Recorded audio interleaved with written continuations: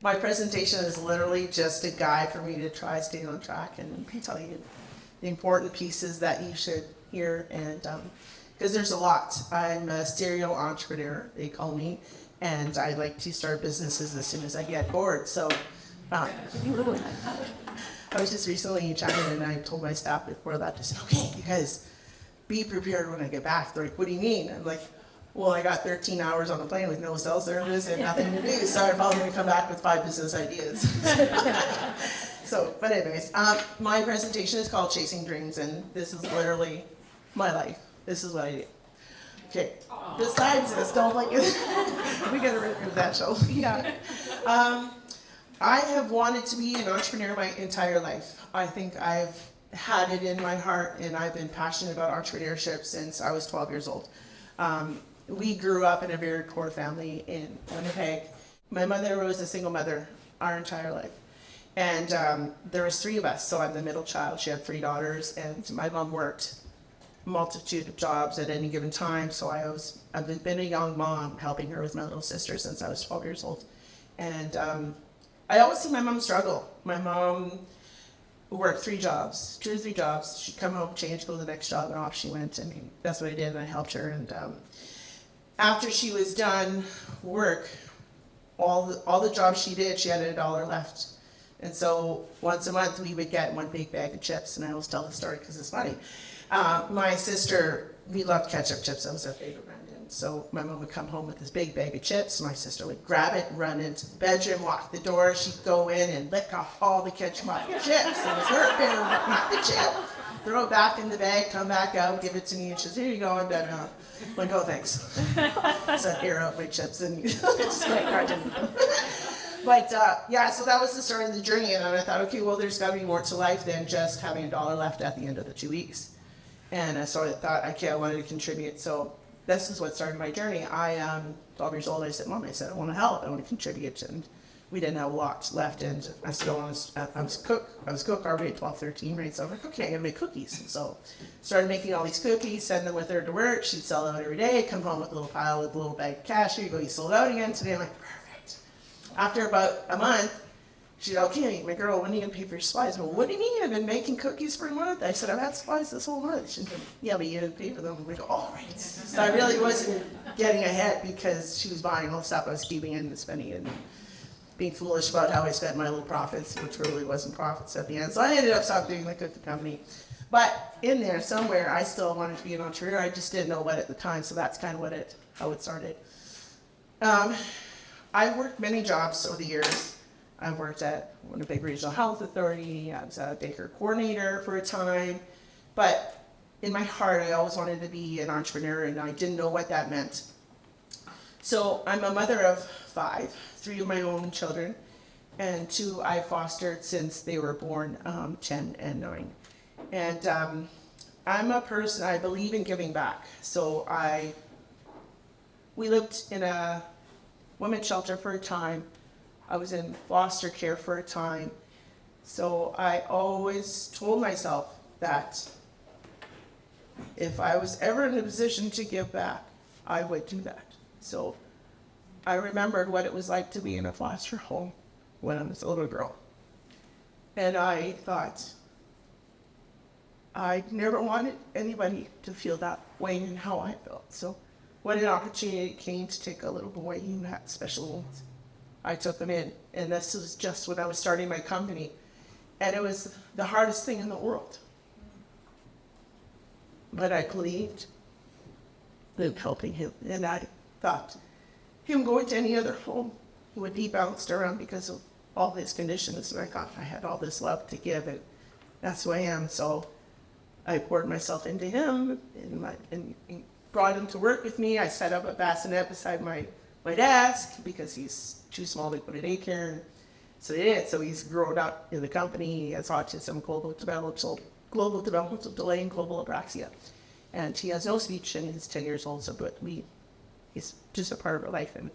And so then when his brother came along, he's part of our life, brought him in, and it's all that. But that was it. Well, I couldn't do any more than that. So that's part of my little family. I'm a mother of 5, and my son's 28, 23, and 20, and they're all part of my companies. Dreamcatcher embroidery. Like I said, Shelby got in line with my assistant embroidery. Keeping on track. So many years into my 30s, I knew I wanted to be an entrepreneur, and I dabbled into little things, but everywhere I went, and this is what started my company. Thank you for the introduction. We are the largest promotional company in Canada and in Manitoba. And so what started it is everywhere I'd go, I'd see teams wearing hats, logos, jackets, backpacks, bags. I'm like, wow, that's a cool business idea. Like, everything's logoed. So then thinking about just the team part, everywhere I went, just seeing everything was logoed. And that's all I see is logos nowadays. That's still today. That's all I see is logos, right? So I thought, okay, well, that's a good, viable business. Like, you're going to have repeat business every year, and it's going to grow. Kids grow, and they need new jackets, new things. So I thought, okay, cool. That's what I'm going to do. Do I know how to sew? Absolutely not. Can I sew today? Absolutely not. But somehow I created the largest promotional company in Canada with one embroidery machine. So what I did was I went on Kijiji, or what's known as Marketplace now, and I bought a used embroidery machine. And I don't know how I did it, but I watched YouTube videos over and over and over for months, and different videos and how to create logos with this embroidery machine. And I knew I had something, and I believed in it. And I'm like, okay, I just got to keep going. And I wrecked so much product, it's ridiculous.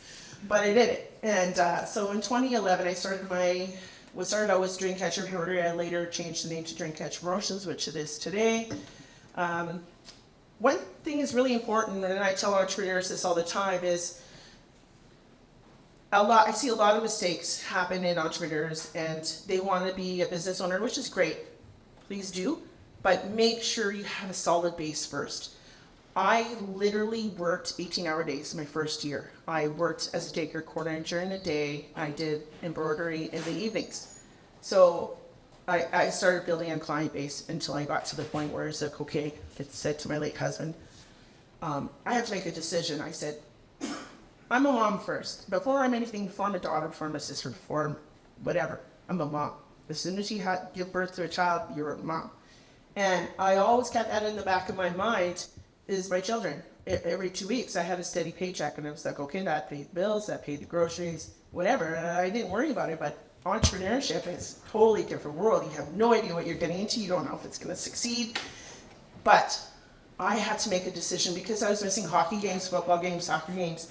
And I couldn't keep going that way because I was missing so much of my children's lives, and I was just so entrenched in work. So I had to make a decision. So I took a leap of faith, which literally was, and I created my company. So I applied to First People's Economic Growth Fund and got a loan and a grant to start my first storefront. So who is Dreamcatcher Promotions? Again, stated it.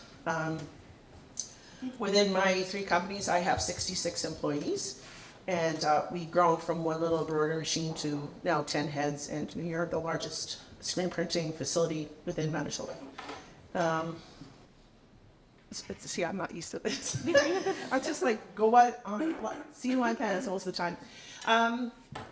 It's really important to say these things, and when I talk to entrepreneurs all the time, I talk about the challenges because you really need to be aware of what they are getting into business, because it's really scary. And a lot of people think because I travel all over the world that, oh, it's so glamorous. I'm like, no, it's actually not. I don't want to go. Shelby, don't book me anywhere. I don't want to go anywhere for a while because you miss home, you miss your bed, you miss your kids, you miss all their things that they do. And that was one thing I promised myself that I wouldn't do, is what my mom did. Like, my mom is a residential school survivor, so she didn't attend any of the things that I did, and because it just wasn't something she did. So I wanted to make sure that I was breaking the cycle, I was changing that, and I was going to do things differently with my kids. So take a quick read. These are some of the challenges we face as entrepreneurs, not just entrepreneurs, but as an Indigenous woman in business. Difficult. This is really important. I want to talk about lack of mentorship. When I got into the business 12 years ago, people always ask me, who's your mentor? And I know people want me to say a big business tycoon and all these business people, Indigenous. I'm going to tell you something about being Indigenous. 15 years ago, there wasn't a lot of successful Indigenous companies to look to mentor to. And growing up Indigenous, I was ashamed of who I was. I was ashamed to say I was Indigenous because it wasn't okay. We were ridiculed and, a lot of racism growing up. And I don't dwell on that, and that's fine. That was my past. But when I went into a bank once, I was 16 years old, and I walked into a bank, and I seen a First Nation woman as bank teller. And I walked out of that bank like flying high as a kite because I thought, wow, we shouldn't be bank tellers. I mean, it's really sad to think that that's all I could see for myself as a bank teller, because a lot of Indigenous people weren't in professional positions, and that was the highest level of professionalism that I see growing up. And it's just like, okay, thinking about that today, it's like, we got to change that. Like, we can be anything we want to be, right? So it's just like, so that's how I am, and that's how I operate my company and do what I do. And I'm on so many things, it's ridiculous. I believe in that. So when I talk about, these are the 3 words I live by: perseverance, resilience, creative. Because in business, you have to be all of these things to be successful.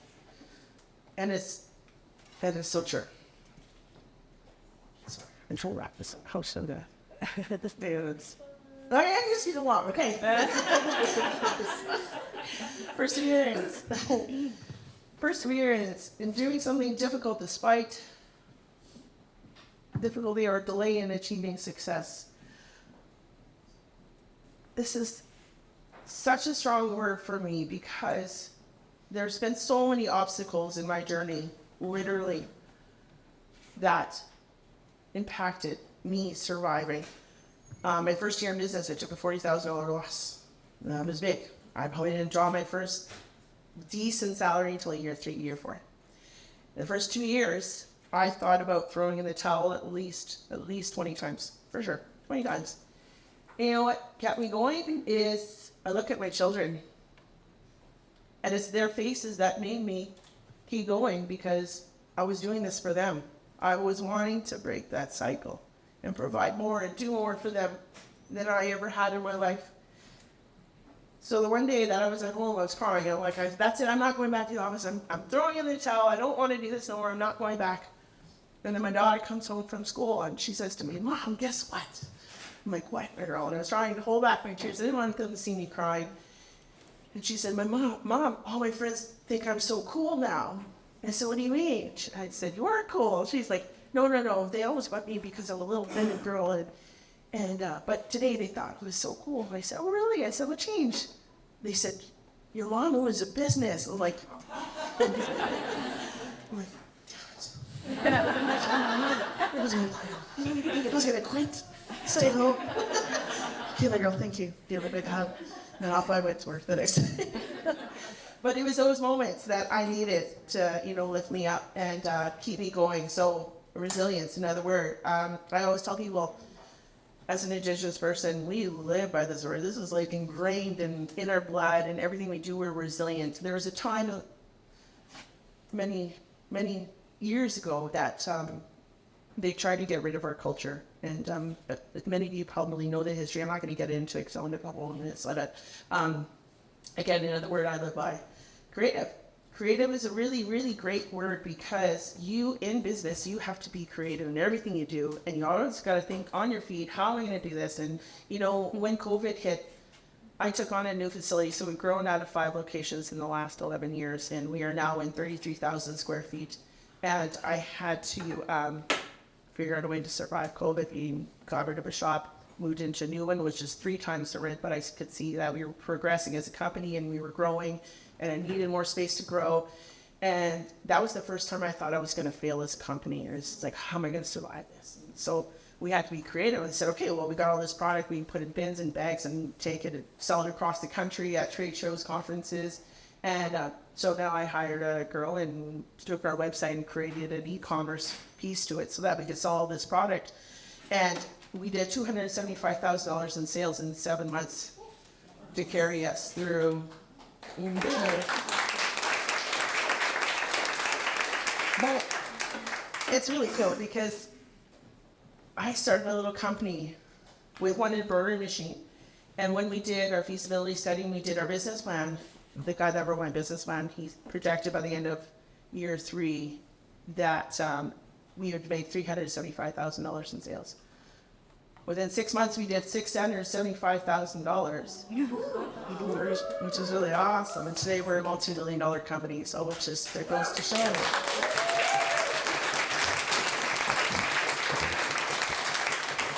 And that's why I always put my title, Chasing Dreams, because it was a dream. I had no idea. Like even today, it's just like we're now the premier partner for the Winnipeg Jets, so we print with the gear for the Winnipeg Jets now. And so when they came and did a video on us and they interviewed me, like, what are your dreams? Like I had 2 dreams when I started my business. One, I wanted to be the largest Indigenous promotional company in Canada. Hit that a few years ago. And the second dream was to print for the Winnipeg Jets, because yes, they're not in the playoffs anymore, but still a Jets fan. So for me, I wanted to be able to print for the Winnipeg Jets because that's probably the highest level contract that I could ever get. Because getting into the NHL is like there's 100 people, if not 1,000 people, knocking at the door to try and get in.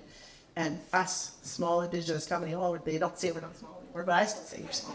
But small Indigenous company, like I met with Mark Chipman and we have a great relationship. And we got it this year and it was like, oh, that's my second dream. I know where cheese left. What are we gonna do? Dream a new dream, I guess.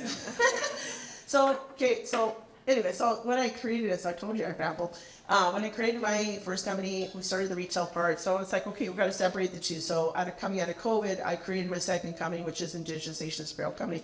It's at Pole Park Mall. I've since opened my second location. And we were the First Nation company to ever go into Cadillac Fairview across Canada. So we are the largest Indigenous apparel company in Canada. So I have 3 stores, Manitoba, Saskatchewan. And since launching this, I have a great partnership with Northwest Company. So they have taken my INAC startup function to 80 stores across Canada. So now I have 80 stores and I have 3 of my own that I own solely.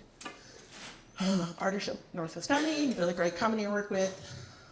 Again, this is just a little bit, I'm being go long now, sorry guys. Partnership with Northwest Company. This is what I'm really, really passionate about, entrepreneurship, and I want to take a minute just to delve on this. We were very fortunate last year. We won the National Indigenous Business of the Year through NACA. We won the National Indigenous Business of the Year through the Canadian SME. We won the Asper School of Business 5 award, and we were nominated for 6 other national awards last year in Canada. When I won the NACA award, part of my prize was I won $5,000. And I'm like, no, that's great. But what can we do with that $5,000? I took half of that, and I'm the chair of the Indigenous Chamber of Commerce, so I created a bursary for a woman in business. So I took half my winnings, and I created this bursary. So we had a business plan competition. We heard business pitches, and I got to select the winner of that. And so I gave it to Charcuterie. I gave her $2,500 for her because she had just opened her doors, and I know the struggle it takes to get going. And in the early years, it's very, very difficult. Every dollar means the most to you, right?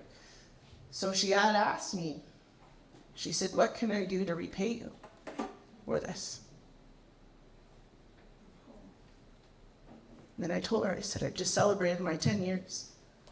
So in 10 years, or even sooner, when you're celebrating another milestone, I said, do the same thing. Give money to somebody else that will help them, because somebody believed in me once and gave me money. And now I'm able to care for my family and, create opportunities, create jobs. And so now my company employs 66 people, and that's 66 families that have a parent that can provide for them. That's what we do. G-Man Ice Cream named an ice cream after me. On the same day I won my national awards, I was really cool because he honored me for all the stuff I do in the communities. We also support many Indigenous cook and scratchies, other entrepreneurs. Okay, sorry, I'm trying to speed this along really, really fast, but this is what I'm really passionate about on Share Day. My mother's a survivor. I employ survivors. some of the staff, their children, they all work within my company. They're all children of survivors. I tell business people all the time, there's 365 days in a year. Make money 364. Do not make September 30th about making money. That is not a day. That day is about awareness, about bringing light to such a dark time in our history, and use that day as a day to promote awareness. So 2 years ago, I've been printing on shirts for almost 2 years, and when the 215 children were found, it seemed like it was becoming a trend and people were using it as an opportunity to make money. And it's not a day to make money. So when I started seeing people posting and making and selling shirts for $30, $40, I knew it isn't about the cause anymore. They're using this as an opportunity to profit financially, and it's not. So I got mad, and I never get mad. I don't really have a lucky person, and I'm like, okay, I gotta do something. What am I gonna do? There was not shirt shortage in Canada that year. There's shortage for one reason. I called all my suppliers about all the stock in Canada. So I bought 110 sacks each.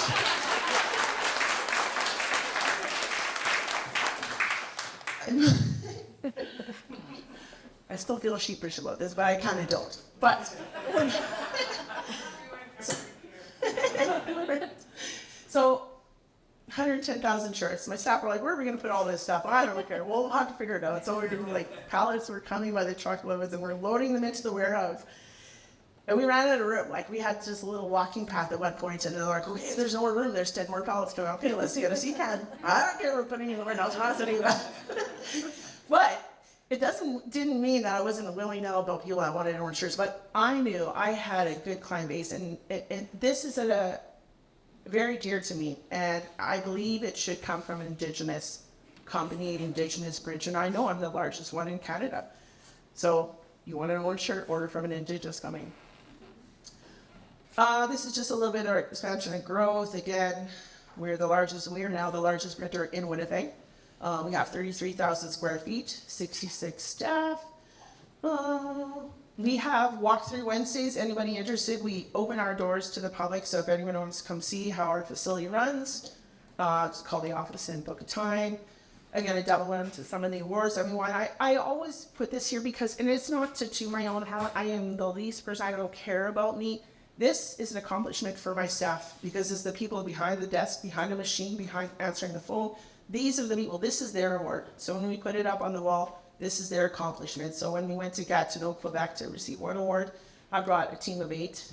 Toronto, we brought a team of 8. Vancouver, award we brought, 10. But I wanted everybody to experience or be part of this because, yes, it was a financial impact for us as a company, but that's fine. I don't care because this is what drives the people in the company, and it's their award. So I wanted them to feel it, be part of it. I cut it short, but I am just a little bit about me. I'm the chair of the Indigenous Chamber of Commerce. I'm on the Winnipeg Chamber of Commerce. I'm on the Business Council of Manitoba. I'm a premier partner, Economic Development Winnipeg, Team Winnipeg. I'm on the PAC Committee for Red River College Social Innovation and Team Residents for C, and then Deputy Minister, a multitude of things. But I believe in planting myself in positions where I can have a voice for entrepreneurship and talk about the importance of it. And I believe in making change, and I think there should be more entrepreneurs, more business owners. And I was just part of a meeting with 24 federal ministers that came to meet with us. And I was telling them about how that's great that they push university and college, teacher, lawyer, doctor, multitude of things. But now that they're seeing the impact of pushing that in schools and in grades, they're seeing an impact in trades and other industries, and there's so much opportunity out there. And so I believe in participating in these things to have a voice for the entrepreneur. And so that's what I do. And I know I'm very fortunate. I have a great set of staff at my office that can run the ship, and I get to do all the things I'm really passionate about. So, and I get to share that. So, but thank you very much. I'm sorry, so I got too much.